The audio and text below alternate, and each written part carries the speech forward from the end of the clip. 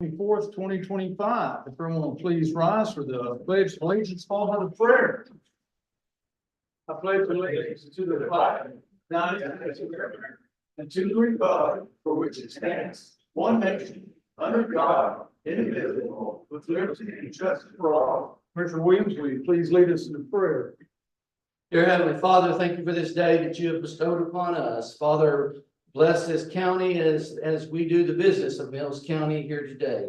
Father, bless our county with some rain. In Jesus' name we pray. Amen. Amen. Okay, we have a forum today of all commissioners, and we have lots of folks here today representing different groups. So number 2, review and act on minutes of March 10th of 2025 and March 17th of 2025. Commissioners can go through, so if there's any changes that might need to be made on any of the minutes.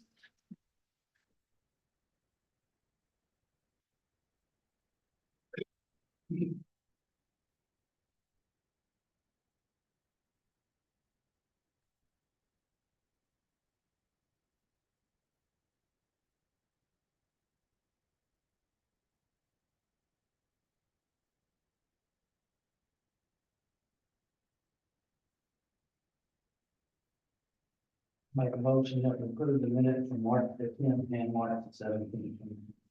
Okay, motion been made by Commissioner Williams to approve the minutes from March 10th and March 17th. Second. Second been made by Commissioner Head. Any other discussion?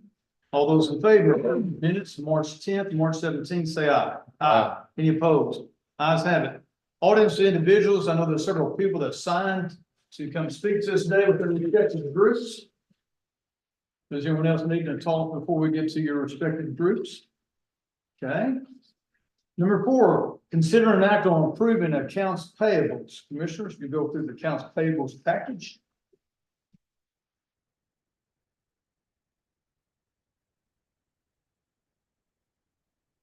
I had one question for Robin, I guess, on what was the credit bar?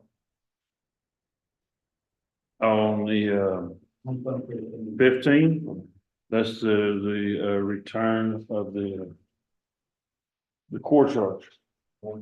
Yeah. Yeah. Well, if you'll look here, below it says 7,268. That's what the injectors were, plus minus the court charge of 2,500, which, you know, I think I said it would be around 4,800. Yeah. And it's 4748, so if that was the court charge. Yeah, they're.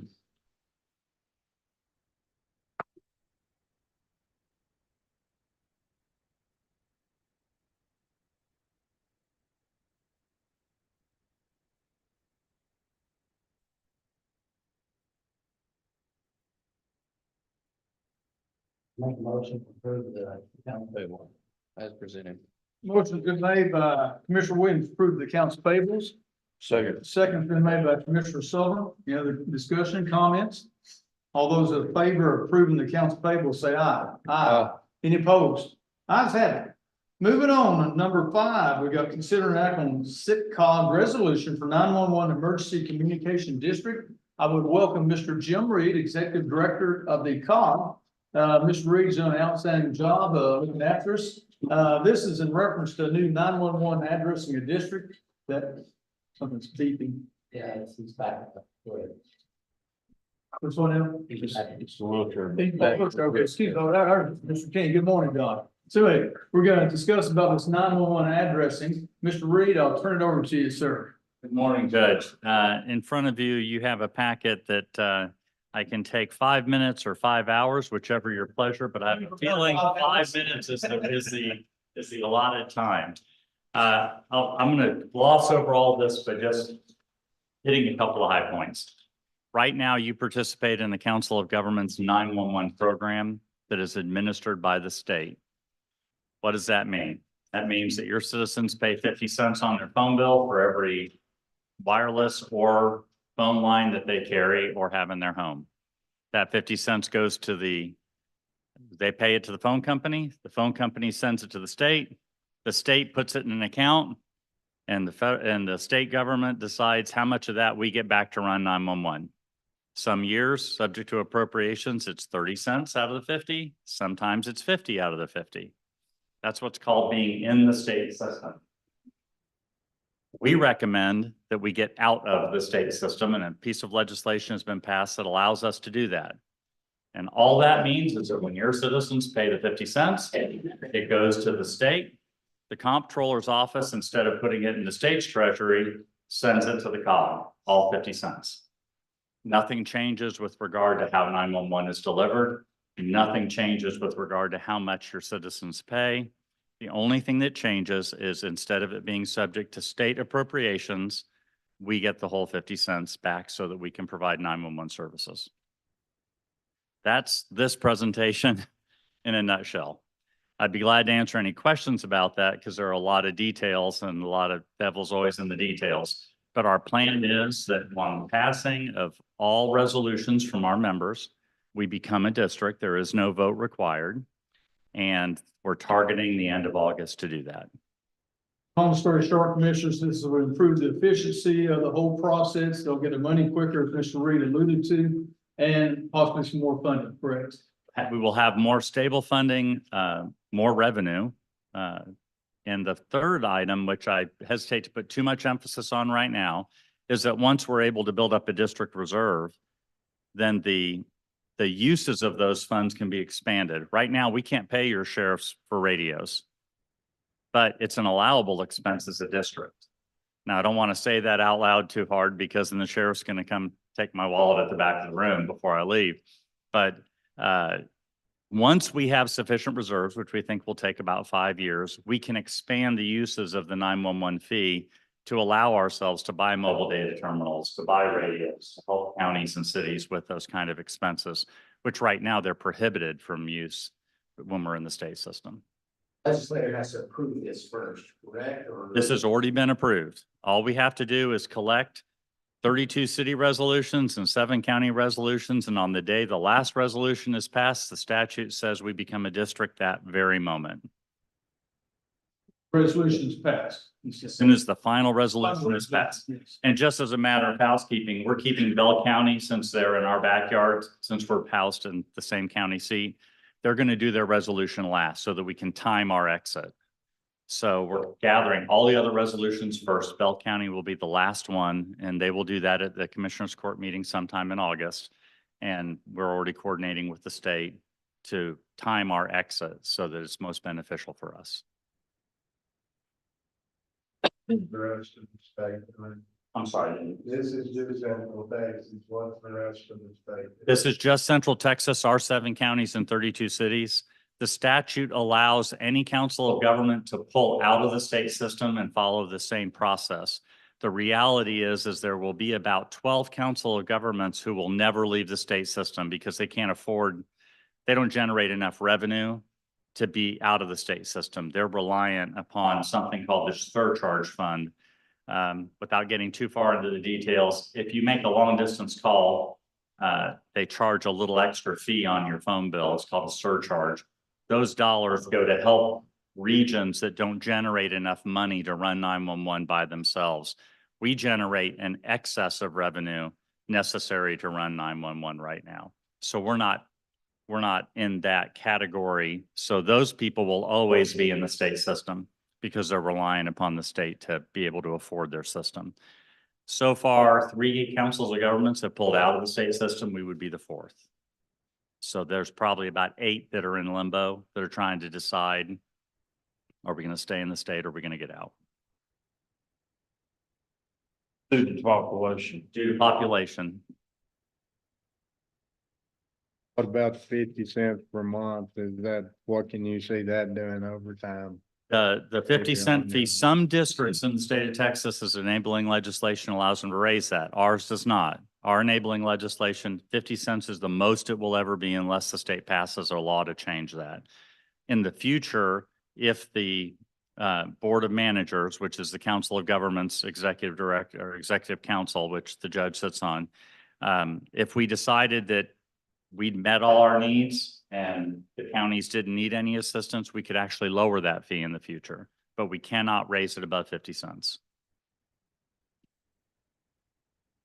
Questions, commissioners, for Mr. Reed, and Mr. Reed, again, thanks for all the good work you've done for Mills County. You've done a great job. I'll read this resolution, commissioners, County of Mills County Resolution, a resolution authorizing the creation of the Central Texas Regional 911 Emergency Communications District.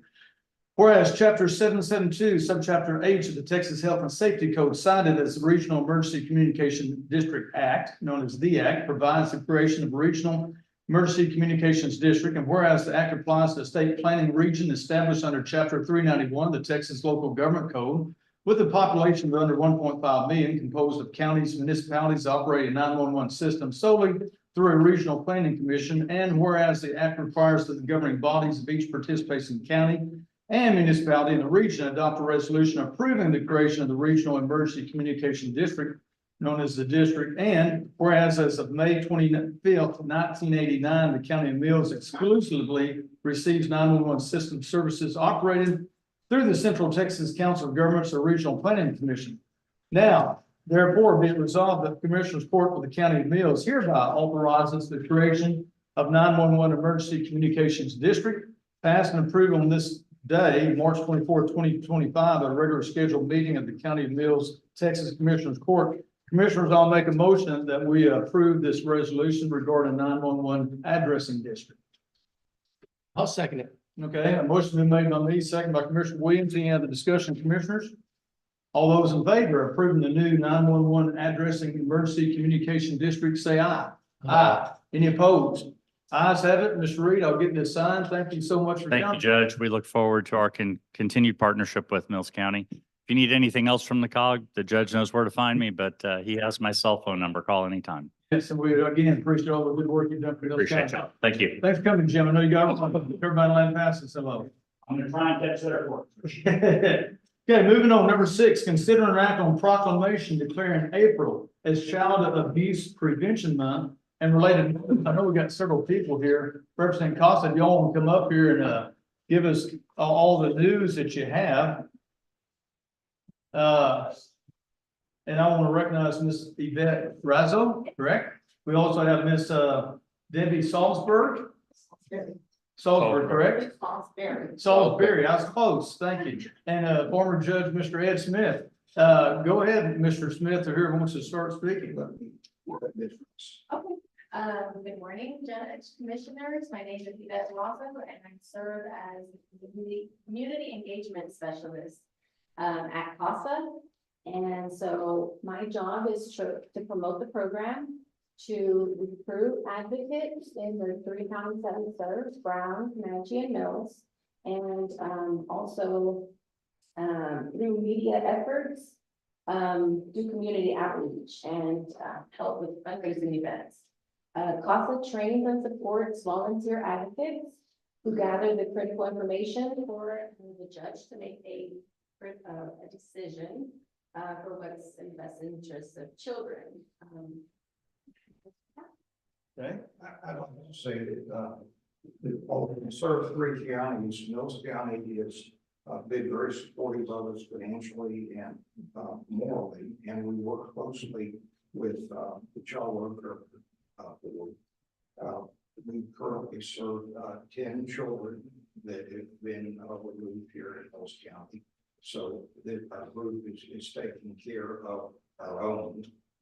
And our board consists of 3 of us from Mills County, besides myself. The other 2 ladies couldn't be here. It's Tammy Perry and Brianna Guthrie. So we appreciate the support and we appreciate the resolution. Sure. Well, y'all all did a great job. Ed, you did a great job. I know you got a lot of good people on this board, several here today. So thanks for everything that you do.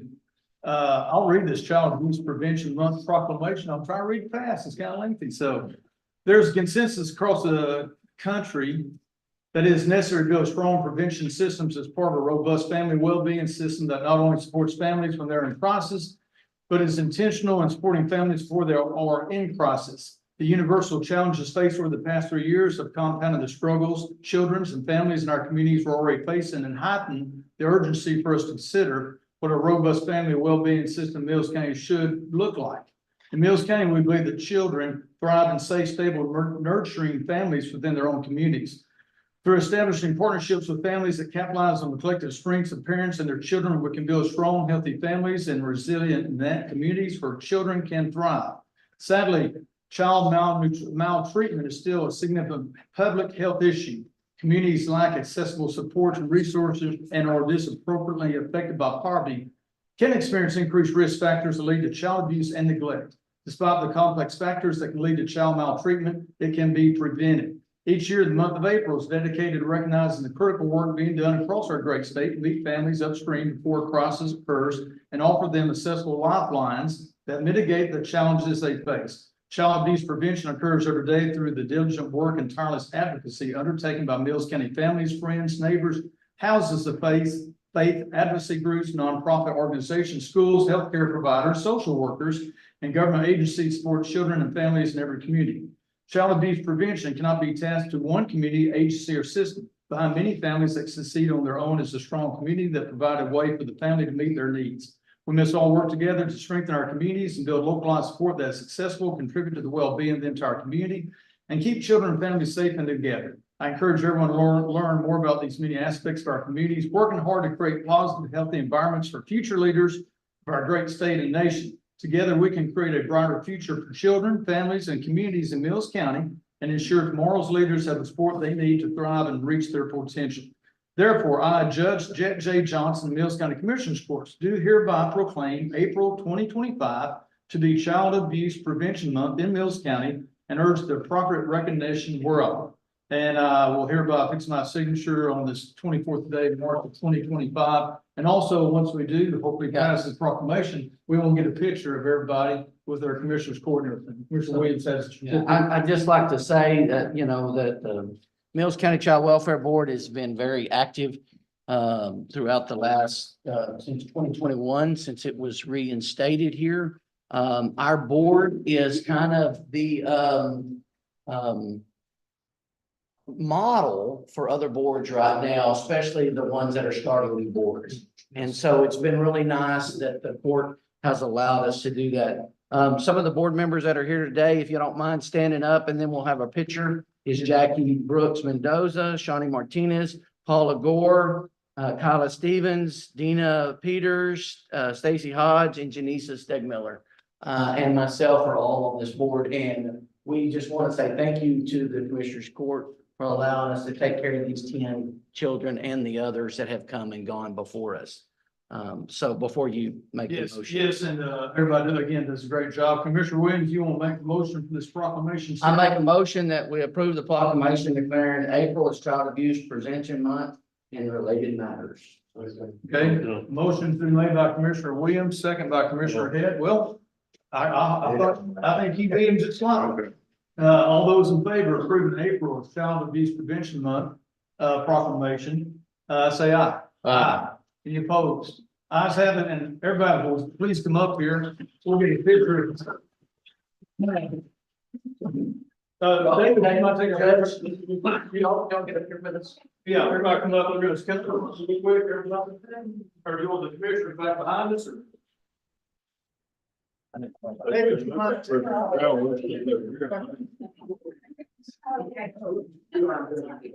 Yeah, I'm not tall enough to be down here. So.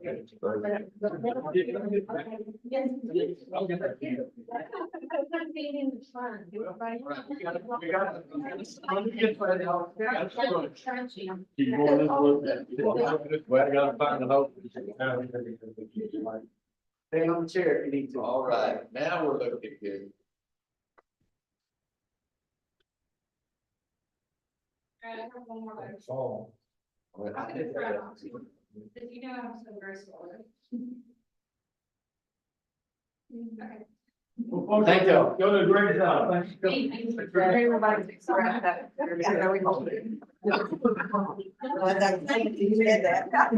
Paula, stay on this.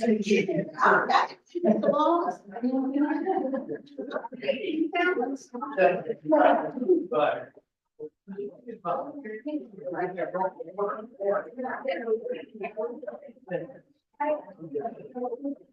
Good job. Basically, the whole board. I didn't know they had that many cameras. Yeah,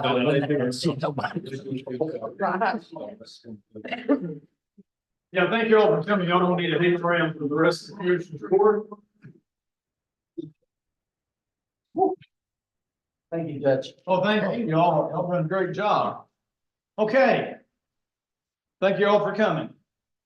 Moving on, number 7, consider an act on declaring 2 chairs from the 1888 jail as scrap and related matters. Guys tied up doing other things. I can assure you these chairs are very much disintegrated and worn out. So I'll make a motion to declare the 2 chairs in the 1888 jail as scrap. Second. Second, I made a motion, second by Commissioner Sullivan. All those in favor of declaring the 2 chairs as scrap, say aye. Aye. Any opposed? The ayes have it. Okay, number 8, consider an act on budget amendment for county clerk's office and related matter. Ms. Scott, good morning. How are you? Did you need a prep anything? Questions I have here. Yeah, this is regarding a software support of $12,000. Any questions from Ms. Scott? We approved it, but why is this coming 3 years after the fact? We just signed off on that part of the conversion. The conversion took much longer than they anticipated. So we did approve it when we started this conversion, and we had to pay half then, and we were supposed to pay half whenever I finally signed off on it. So this is on the recorder side. So this is on your land record side. It took them a lot longer working with LGS. They told us it was going to be a difficult conversion from one case management to the other. So we finally got to a point where we felt comfortable signing off, but we did not carry over that payment that we had approved in a budget 3 years ago in this budget. So you've already approved this. It was an oversight that it wasn't included in the budget. Do you have any other questions? Okay, thank you. Okay, I'll make a motion that we do the budget amendment for $12,000. Second. Okay, I made a motion for the budget agreement during the software support, $12,000. The second been made by Commissioner Williams. Any other discussion or comments? All those in favor of doing the budget amendment for the clerk's office, say aye. Aye. Any opposed? Ayes have it. Thank you, Ms. Scott. Number 9, discussion update on E-grants, EMC, and FEMA and related matters. I'll call Mr. David Shaw, our Mr. EMC person. David, good morning. David, there's three aspects of your little presentation here today, and one, we'll start off with the E-grants, just status, what's going on there. What David's going to start doing, folks, is having a quarterly or monthly report on everything that's going on with his office, which, as you can see, there's always lots going on with his office. David, I'll turn over to you, sir. Good morning, Judge and Commissioner. The first item on the agenda that the judge asked me to brief out on, quickly, I'd just like to go back and review, as you guys recall from a previous meeting, we had the Mills County has submitted applications for 2 grants. First grant, as you will recall, was the State Homeland Security Program, which we submitted roughly $65,000 in grant applications, and I reported back that the Homeland Security Advisory Committee had recommended to the governor's office a grant of $15,900. So that's unofficial, but that's what was submitted on that, which is in the process right now. The second grant that we have before us at this point is the Criminal Justice Grant Program. That's a second application, standalone. In that application, we asked for roughly $35,000. And it covered several line item projects, if you will. And I can give you those projects if you need that information. But those were submitted. We did receive confirmation from the governor's office this last week that it did go through preliminary review. And at this point in time, they've now responded back to Mills County and said we need to do 2 things. One of them is signature certification from the county judge and the sheriff. And the second is a resolution, much like we did for the consul recently. It's a resolution that we're going to use that in its intended purposes, so forth. Once we respond back to those 2 items, that application will continue to be assessed with the governor's office for that amount of money.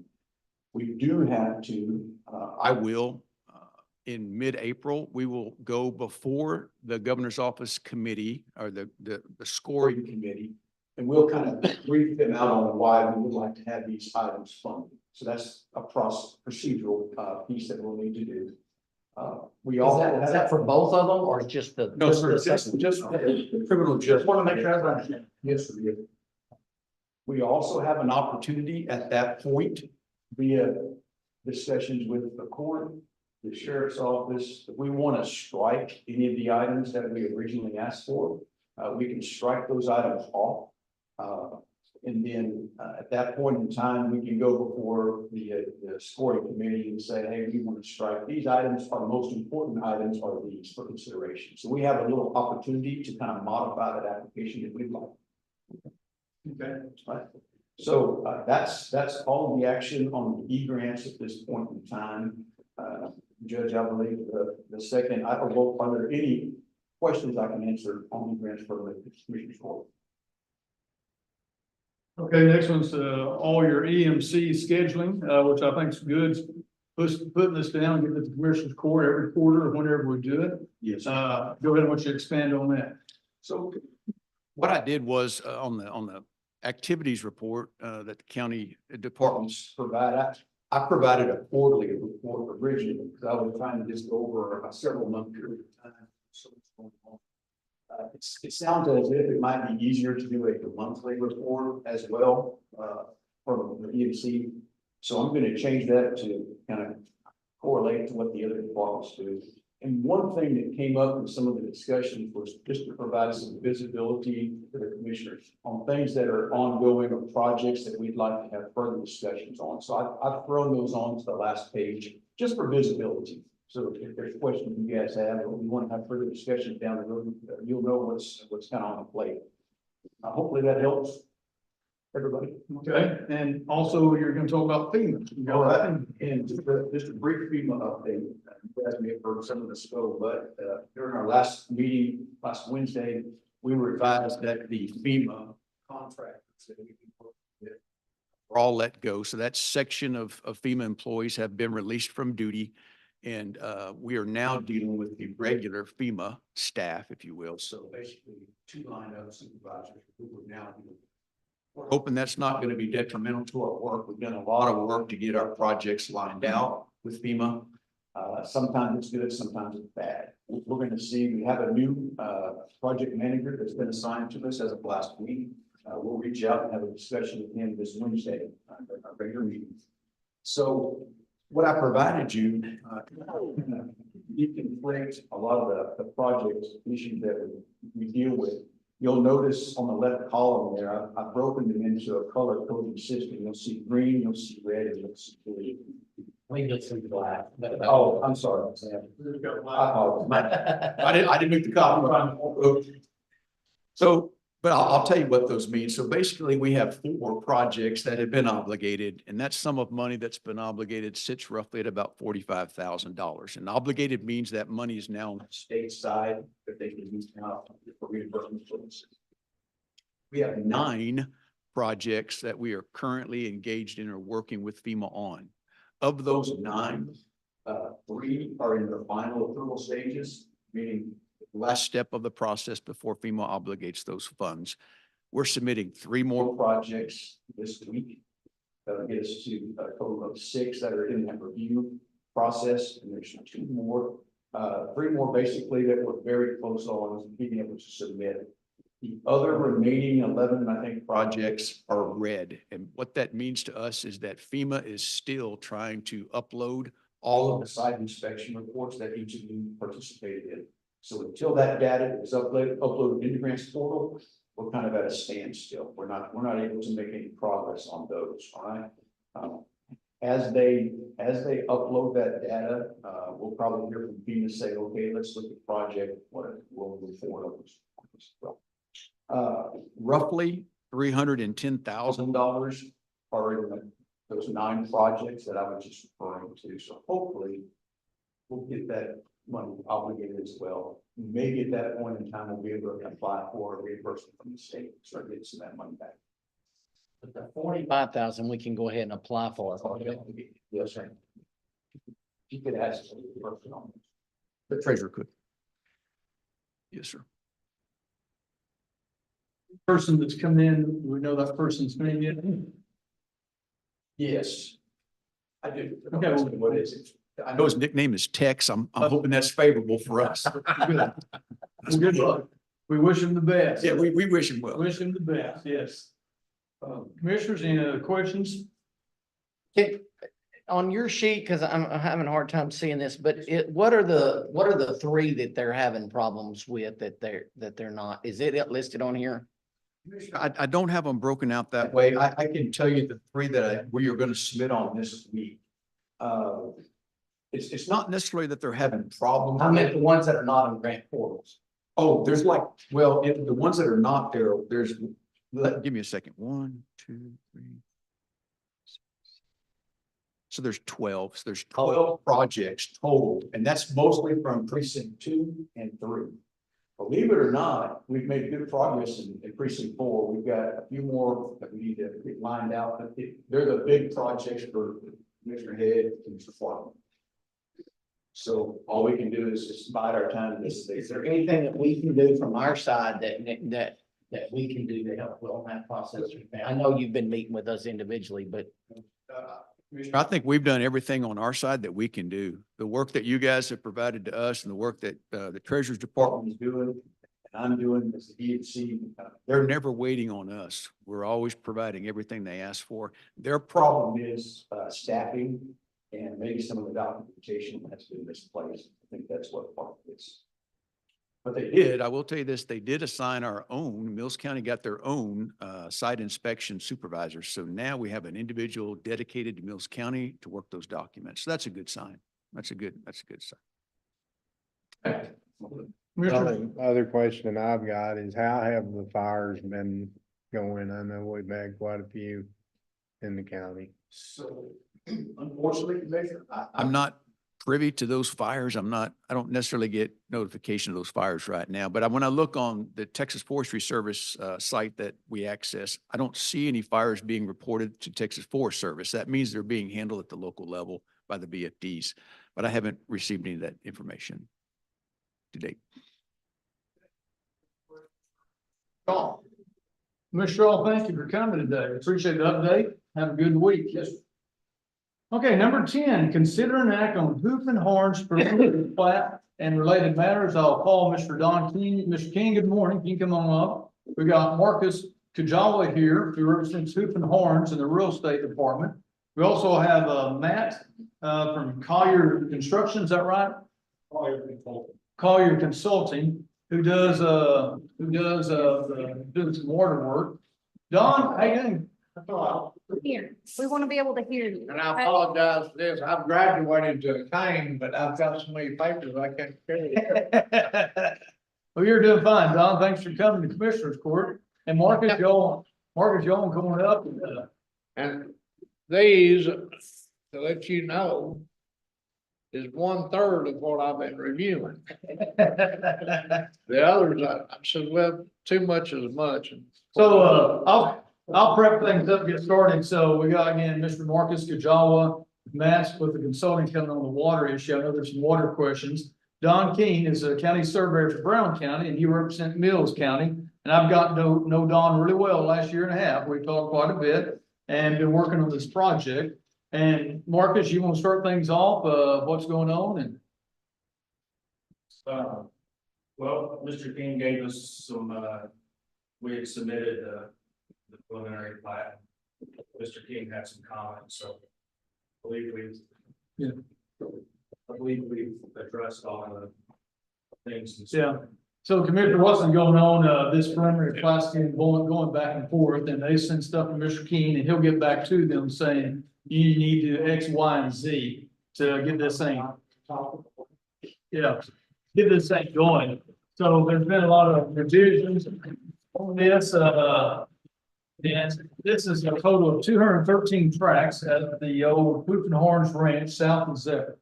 So again, the purpose here today, commissioners, ask any questions you have with regard to water issues, lots, what the status has been. And Don, I'll turn over to you now.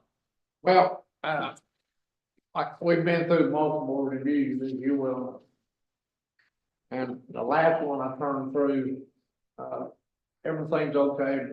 with the exception of pages 1 through 3. But, and which we'll go, I hope you got a little time to spend with me after the meeting. I don't know if you do or not. Okay. And which the preliminary plat allows the surveyor and the engineer, everybody to go on the ground. Except their corners, they're gonna find where some corners don't work and some do work, and that's the purpose of the preliminary, is to give them a chance to go on the ground, to figure out what will work and what won't work, because this is a big project. And it's a good tax base for the county.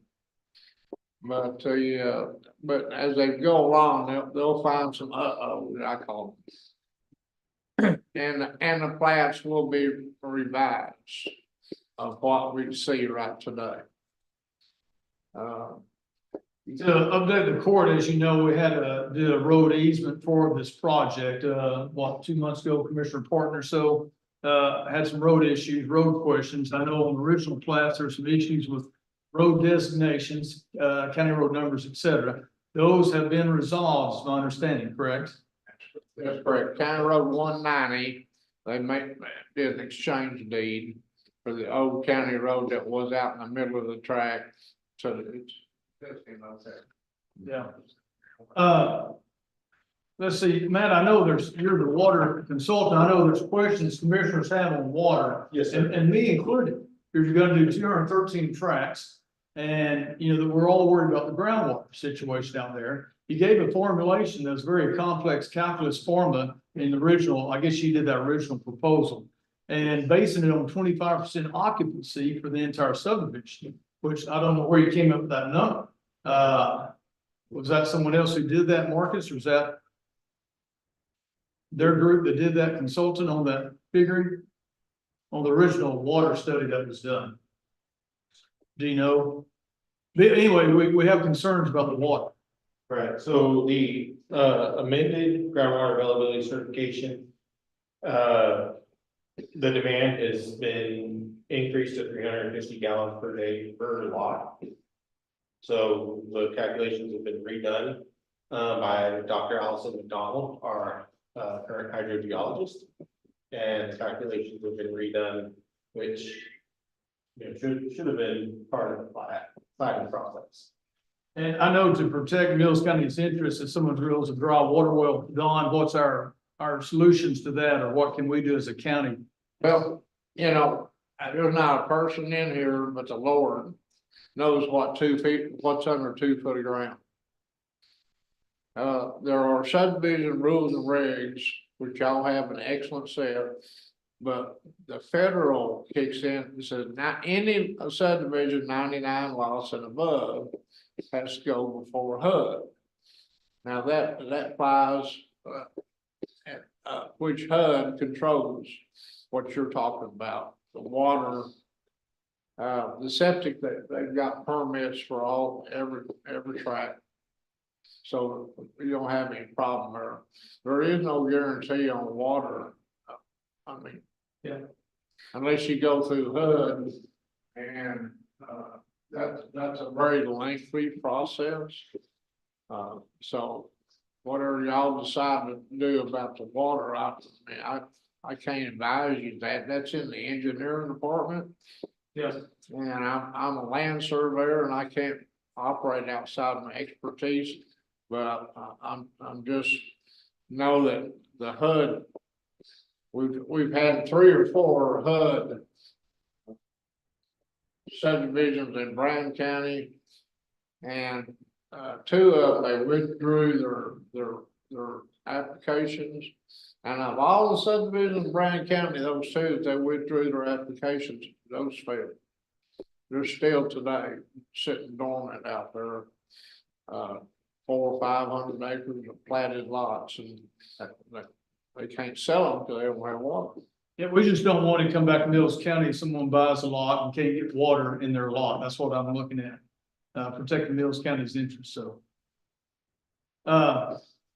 So, this is the preliminary plat, as Mr. King said, there's still changes that can and will be done moving forward on everything.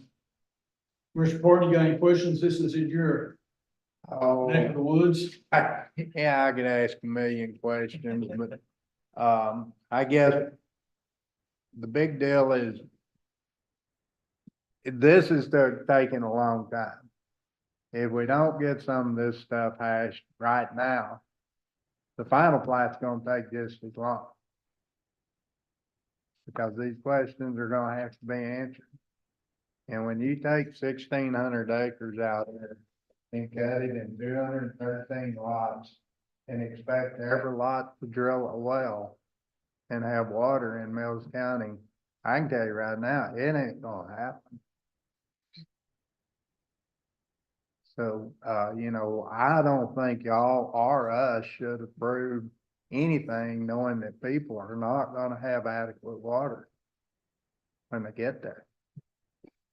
There's lots of issues that are gonna hit before the final plat. There's 2 fence rows around this thing. There's one high fence and then there's a low fence that was there before the high. Somebody's gonna have to figure out where the property line. Don, you might expand on that. I meant to bring that up about the 2 fences. Remember, Mr. Parker got a good point. You got the high fence and the low fence. Why don't you expand on that? Talk to us about that regarding the survey lines. Well, again, the preliminary plat approval, it gives them the go ahead to go out and let the surveyor start staking it. And as he stakes it, well, again, there's gonna be revisions to this plat.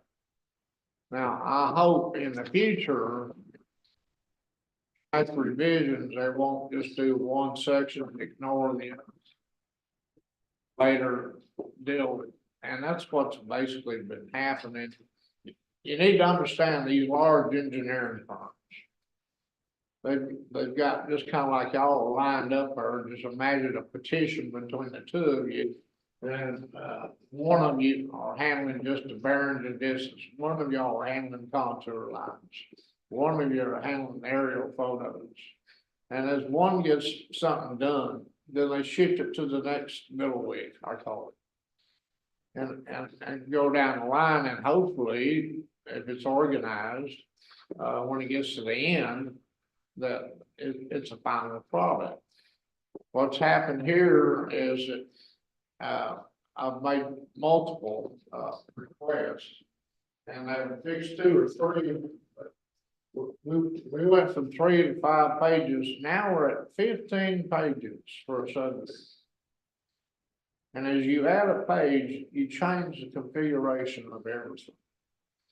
And so on the other request changes that I requested, some of them were ignored.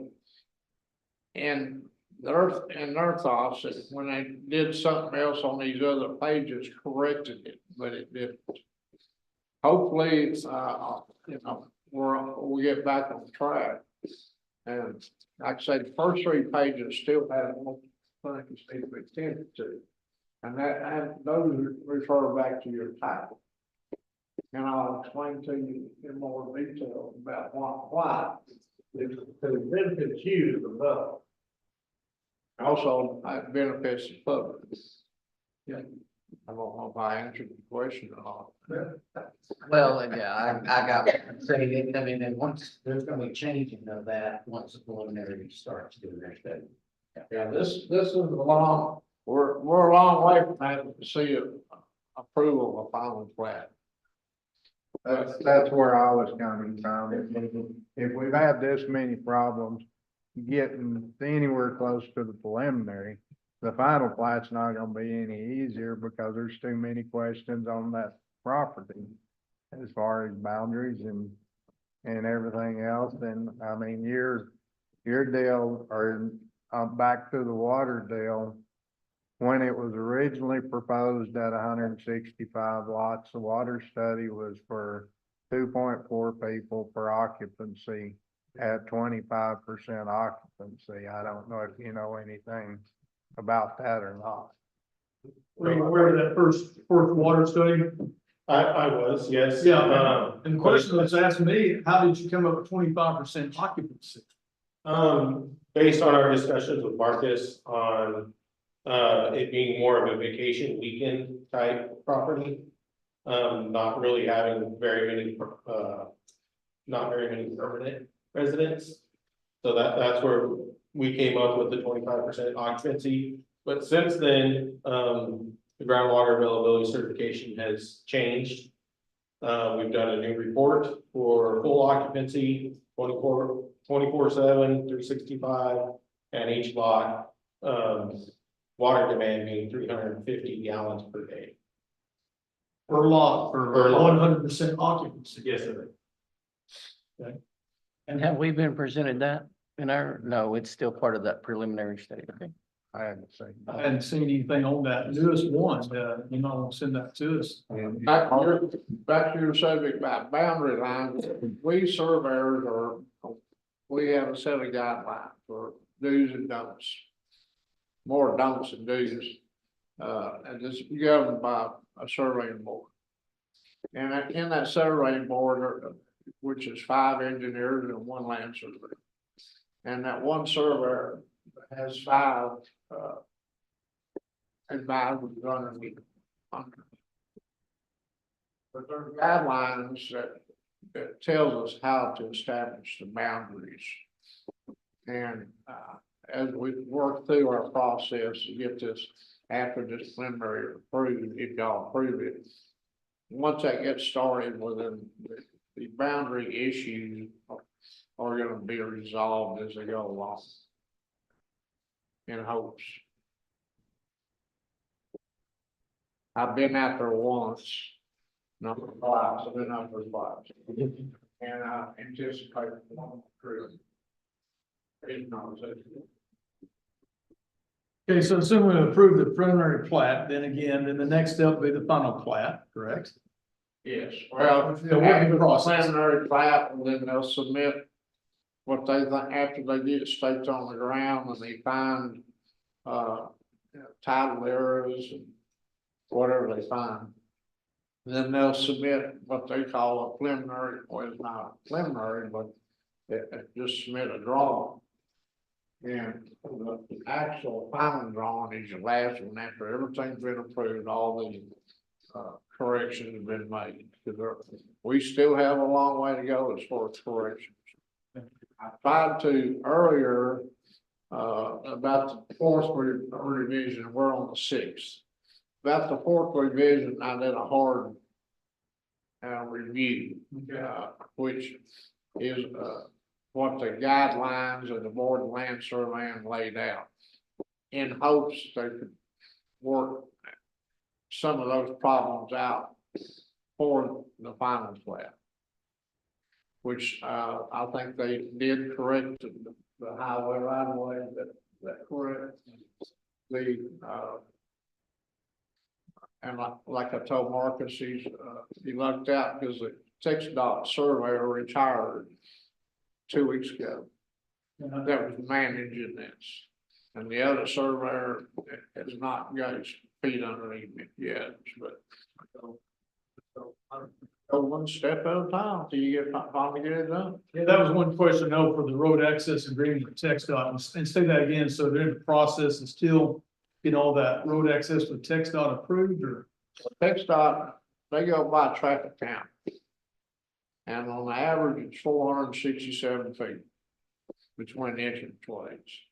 And I believe most of these entrance ways are exceed that, correct? Yes. So unless, unless there's a hill there, or a bad curve, that's where TxDOT will limit to cut it down. At one time, we've come a long way with TxDOT. At one time, TxDOT was wanting them to put an access road inside the property. In order to have just one road going in and then accessing all the other roads and lots. So we've come a long way with TxDOT already. TxDOT has not approved the entrance. Was that, XDOT has not approved the entrance. but we haven't got their final signature, we don't know. Honestly, I've talked to 3 different guys, and nobody really knows who's gonna be in charge. That text on. About the circles there, y'all are looking at 2 entrances off of the county, Farm and Market Road 2. And the county is still keeping this center part for recreation or whatever. Well, I really didn't understand your question, but I'm Where sorry. the main entrance was to Hooping Horn. My understanding is this area that's blocked off, I don't know how many acres it is. From the word go, they're gonna keep that, the company is gonna keep that for recreation, right? Not necessarily, I would imagine it might be for sale as well. Well, then you'll have a different flat. Not to sell it all.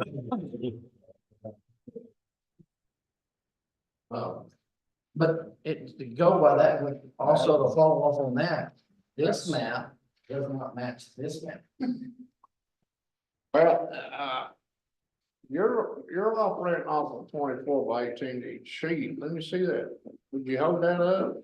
These may have been the earlier mount. Now, those are half scale. Yeah, those are the last ones I had. Don's got the current mounts and That's stuff. the first time I was.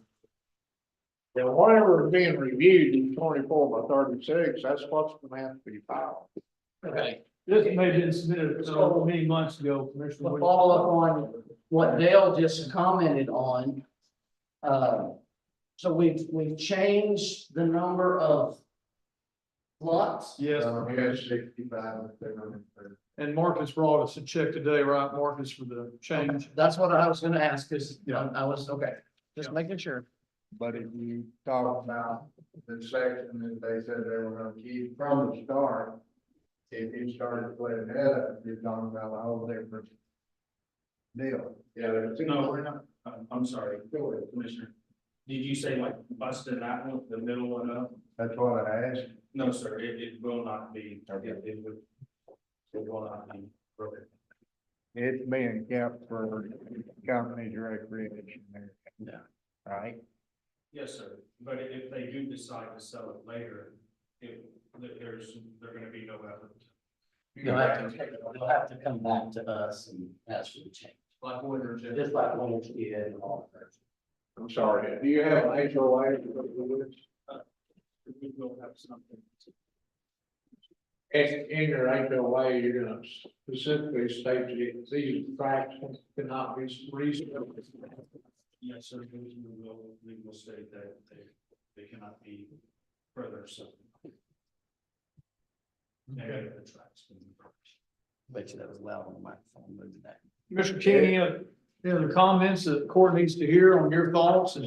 Oh, it's just another step in the program and we need to get forward so we get to the end of this thing, because I know they want to get it done. And I'll be honest with you, this, like I say, this is 1/3 of the paper. Let's say that again. That's 1/3 of the paperwork. Yeah. Oh, yeah, I know. I've got a lot of paperwork too. I mean, we've all been working hard on this and we'd like to see the end goal of a final product. Yeah. So what do we as this court need to do, or what are y'all asking us to do today? Because it sounds like to me y'all are not 100% ready to do the preliminary plat. Is that what I'm hearing? Are y'all ready to go forward with that? Well, I would go forward with the preliminary plat so the surveyor can find these areas and boundaries.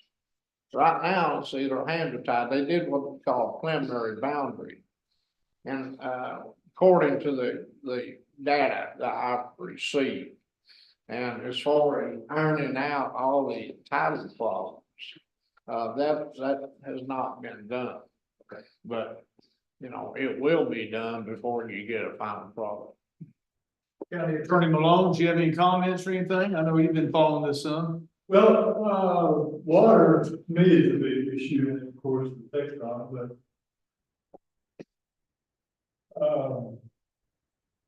that's a lot of the water use. And for the sense of trying to offer some level of minimal protection for residents and people who buy out there. Are you going to give any indication to them when you mark the property about perhaps limited water availability?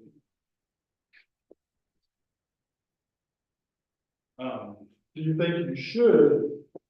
And then do you intend to? Just trying to understand your question. When you say limited availability, Yeah, if you have 213 wells, it's, then probably won't have that many, but you could over time. I think most of the court agree that that's gonna be a stretch to get that much water out of the ground over there. Do you agree or do you disagree with that? well, that's why we spent $105,000 with the hydrogeologist to make that determination, not just a guess, but just to actually go out there and build another well.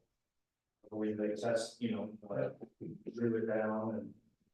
That's So, right, so, you did testing? yes, we did the testing for the groundwater availability certification as required, like that situation. So, And so you believe that tract can suck up 27 billion gallons a year? yes, based on our scientific analysis and the testing that we did out there, and the aquifer property, we believe it can. When you did your testing, did you reach a conclusion as to what the upper limit of water usage could be? No, that is not part of the groundwater availability certification requirements. So you have no opinion as to whether it could draw up 50 million gallons or 100 million? You don't have any opinions. You just believe that the 27 million gallons a year is doable. Right, we believe that 350 gallons per day per connection, which is the, normal usage for a single family residence, that it is sustainable with individual lot wells. We, as part of the groundwater availability certification, we did the calculation to take that out 10 years and then take it out 30 years to see what it did to the surrounding water levels and the pumping water level itself. If you extrapolate 350 gallons per day to gallons per minute, it's 0.24 gallons per minute, 24/7. So at 10 years, at your pumping water level, at 10 years, it's gonna drop 0.55 feet.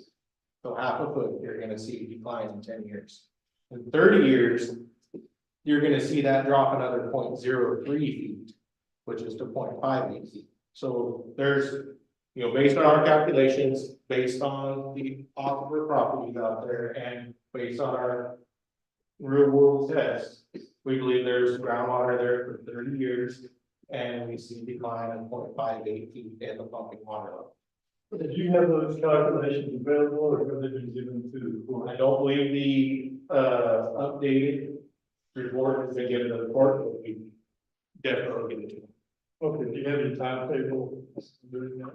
We'll give it to Marcus, and Marcus can get it to the court. Okay, but thank you. The reason we're concerned with the water, we have several other subdivisions, one out by his old place out there.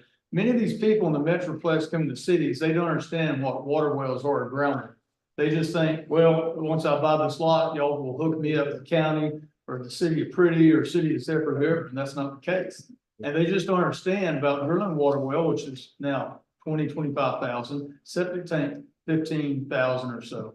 That's the people from the Metroplexes and stuff don't understand. So that's why we're concerned about the water issues. And who's responsible if they drill a water well and can't get any water?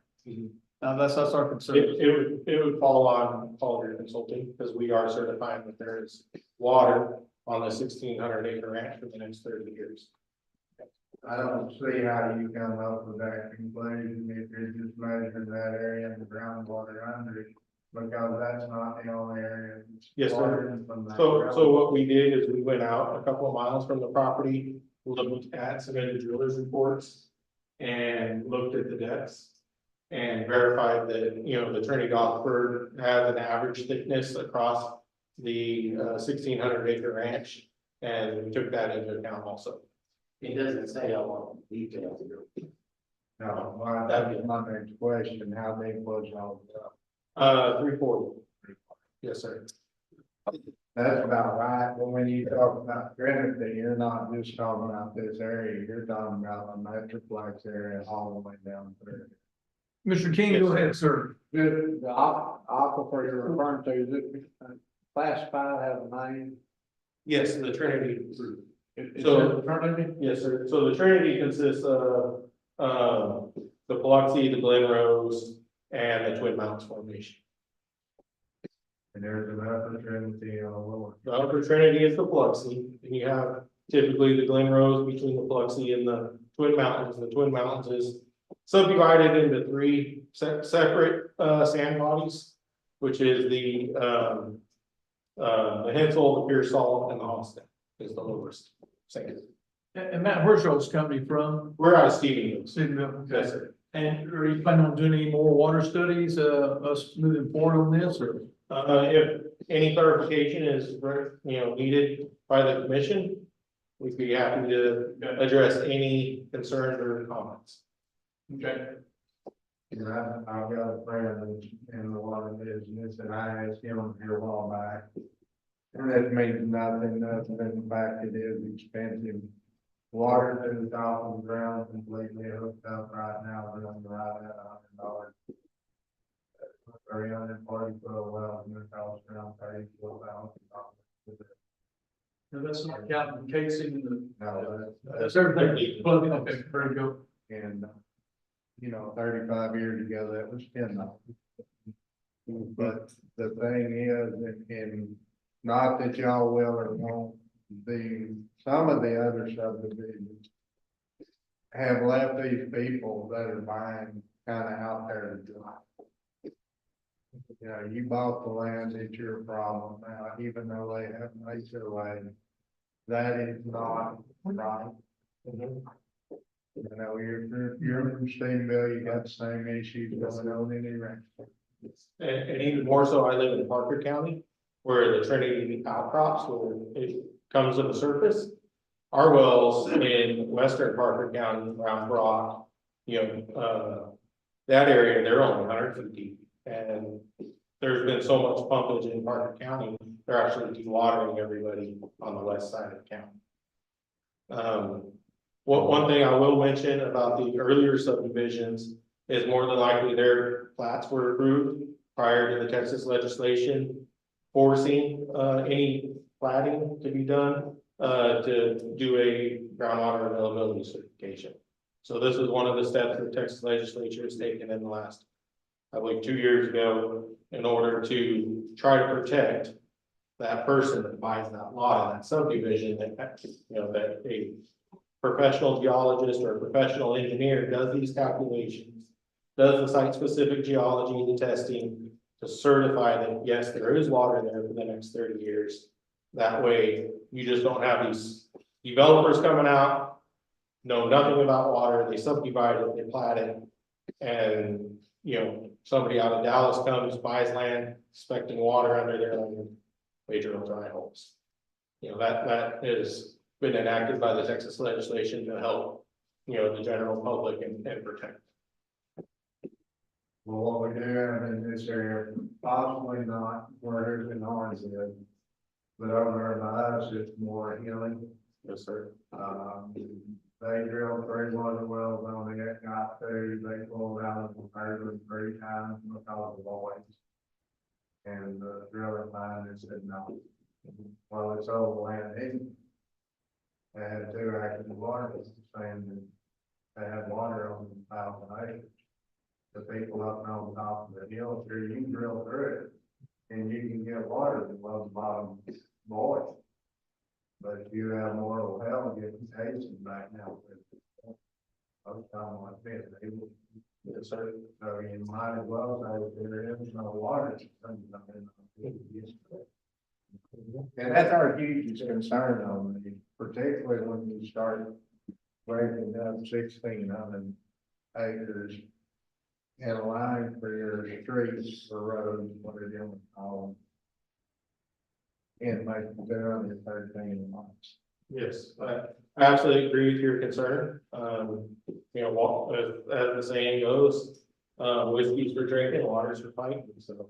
You know, I definitely, know y'all's concern and hopefully the groundwater availability certification and the detailed report that we put together that y'all will be receiving, will help, stem that a little bit. And if y'all have any questions, y'all can either reach out to Marcus if you can get a hold of me or reach out directly to Paul. Absolutely. And I'll summarize again what Mr. Keene has said. This is a preliminary plat. There's still gonna be more changes, recommendations moving forward, so we improve the preliminary plat. And, before we come to the final plat. Correct, Mr. Keene? That's correct. There'll be multiple revisions from this point forward.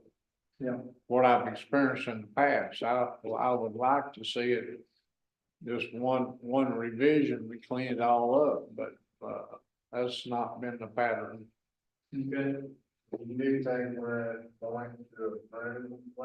I'm sorry, Dale. You do think we're at the point to approve the preliminary plan on this? Well, you're at a point where you either gotta deny it or give them a shot to go find them, find the mistakes if there is any on the ground. And, until we get the report back from the surveyor after it goes on the ground to stake the lots. And make sure they're gonna work, there's gonna be some lots that, just not feasible to set, and you move it over 5 feet. And then, on the boundary line, that's a game fence. And that has nothing to do with the deed. The game fence is classified by the Parks and Wildlife as a convenience fence. So the adjoining landowners, their boundary are gonna control the boundary of this subdivision. And until you, establish those boundaries, so you don't create a strip and gore. There's a strip and gore act where the surveyor cannot create.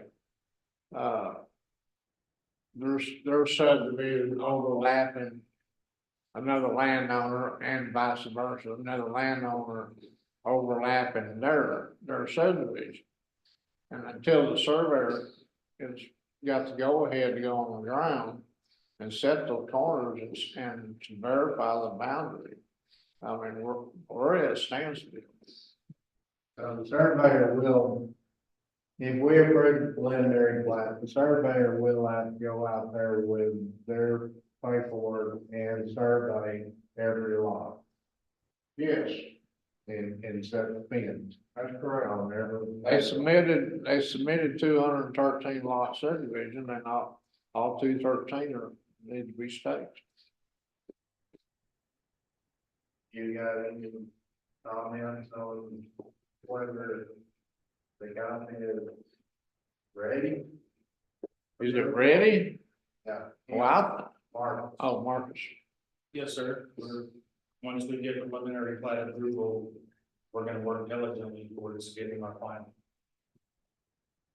And doing all the channel, we're not asking for any favors or any exceptions or color, we're not. We're not gonna give you. Marcus, make one suggestion, and this is outside of my ability, kind of a land survey. But this is just a common sense thing. And I know it was part of the regulations.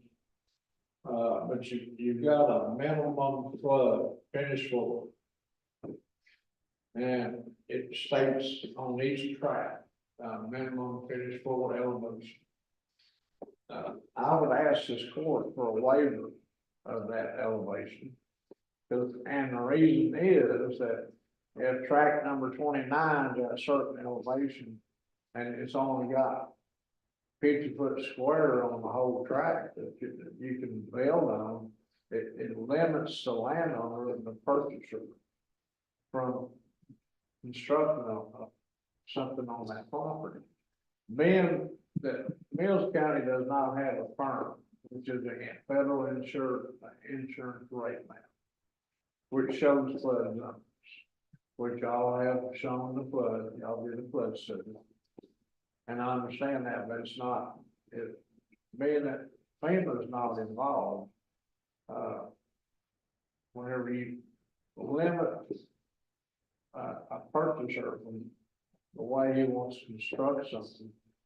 Now, I'll give you an example. If he wants to build an underground house, according to the subdivision plan, he couldn't dig the side of the hill to build an underground house. And I know that's taken to extreme, but it limits.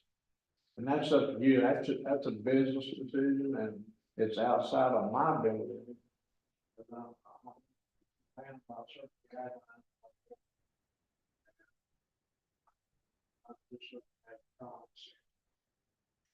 Mr. King, but you can do that after the preliminary plan. That'll be done between now and final.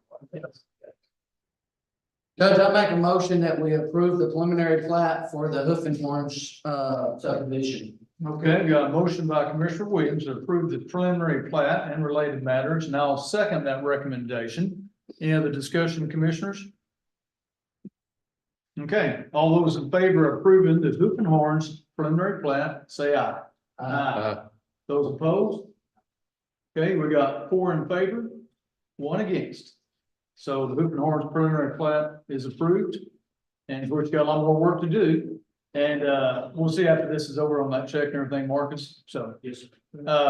and We'll make sure that y'all will see updated report also. okay. All your consultants. Stephenville, Texas. Yes, sir. We're in the old Empire Tribune. Okay. Okay. Thank you all. Anything else on the Hoof and Horns? Don, if you can hang loose, I think I'm gonna visit Marcus and come down to my office after we finish. Yeah, we're just about done. We just got a few things to do. We're done here. Just hang loose. 2 things. Yeah, 2 things. Commissioners' requests and reports. Commissioner Sullivan, take off, sir. Well, we finished on 506 and we're moving to 517. And then possibly straightening out a little bit on 512, then we're gonna start moving south. Going to 306 and then 327 and straightening them roads up. And pray for rain, yes. Pray for rain, Yeah, yes. okay. Commissioner Head? We did some, finished up on well, you got me saying 5 now, 323. And we went through last week and serviced all of our equipment. We went and brought the Mac in. It's running. So. Okay, Yeah. okay. Precinct 3, Commissioner Parton? I guess I got a 2-part deal here, commissioner's request and reports. I guess let's be that first, and it pertains to the Gulfway Eagle on March 12th, for the county improved ADA work on the 1888 trail. There's discrepancies on their article. Not blaming them, not blaming anybody, because I'm just gonna read this one paragraph. Commissioners considered 2 processes on 2 bids before applying audit.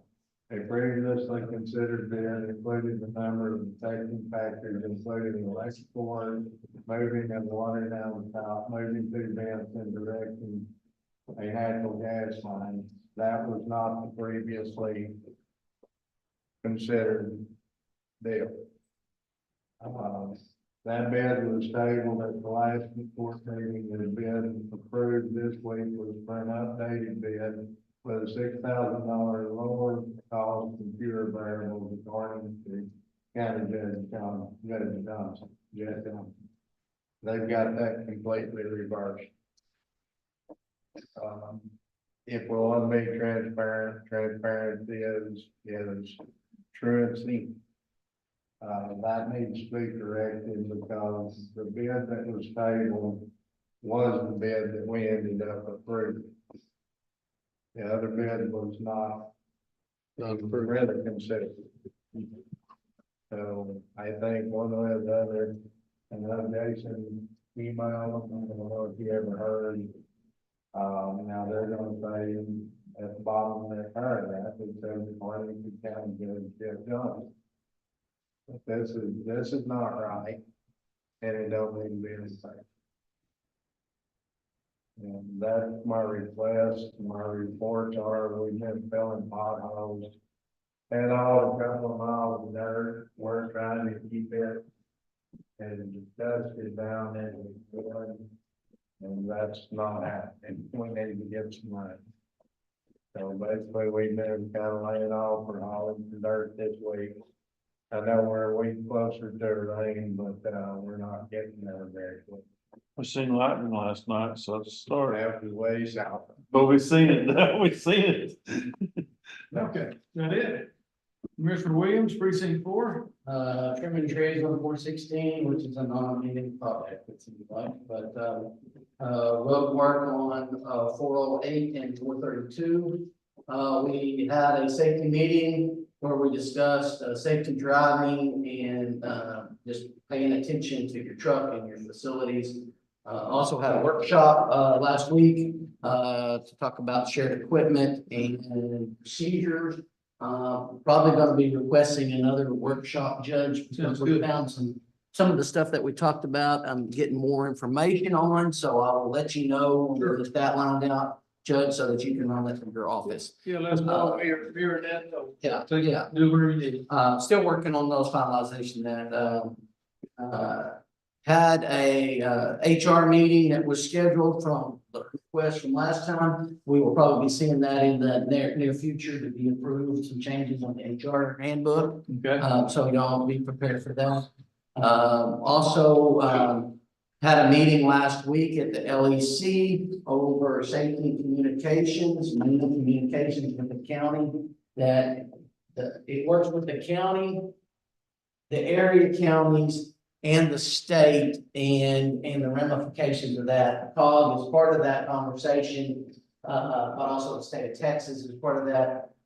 David Shaw was, and also Tito is gonna be part of that, information. So, they're trying to get that out of the information, Judge, so that it can be presented before the budget process goes on.